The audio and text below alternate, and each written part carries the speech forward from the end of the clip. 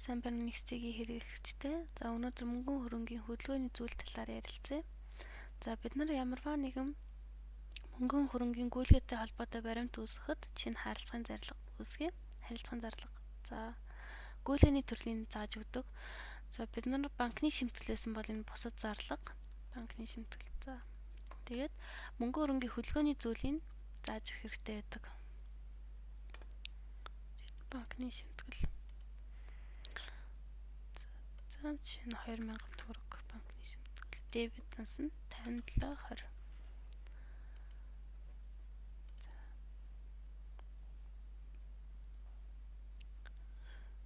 За мөнгөн хөрөнгийн хөдөлгөөний зүйл гэдэг нь яг юу вэ гэхээр за жишээ нь бидний шилжилт хөдөлгөөний төрөл нь те бусад мөнгө орлого, бусад мөнгөний зарлага. За бусад мөнгөний зарлага гэж байхад бид нар илүү энийг наривчлан харж болно. Чинь манай байгууллагад яг яаж хармаар нь гэхэд банкны шимтгэл үү, түрээсийн төлбөр үү, харилцаа холбоо юу, энэ холдоо авагчийн буцаа алтуу те бусад мөнгөний зарлага уу гэдгийг наривчлан харж болно. Тэгээд мөнгөн хөрөнгийн хөдөлгөөний зүйл бид нар шинээр өөрсдөө бас үүсгэж болно.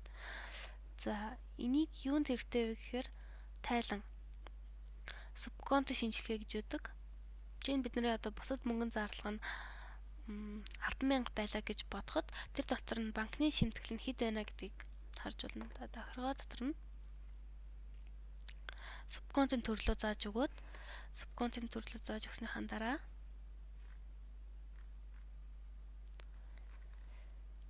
за энэ банкны шимтгэлтийн бас зааж өгөх хэрэгтэй. Банкны шимтгэл сонгоод тэгээд тайлан бүрдүүлэх.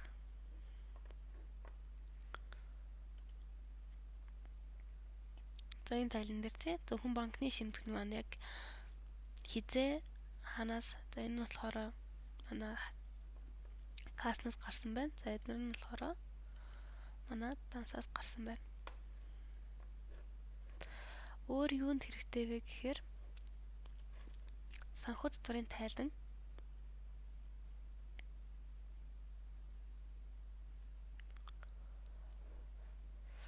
санхүүгийн тайлан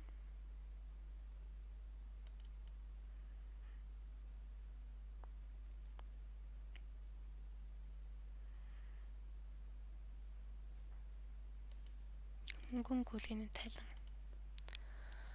За мөнгөн хөрөнгийн гүйлгээтэй холбоотой бүх операц бүх баримтан дээрээ гүйлгээний төрөл субконтог нь маш зөв зааж өгөх хэрэгтэй. Энэ нөхцлүүд биелсэн тохиолдолд мөнгөн гүйлгээний тайлан маань автоматар зөв бүглэгдэх юм аа.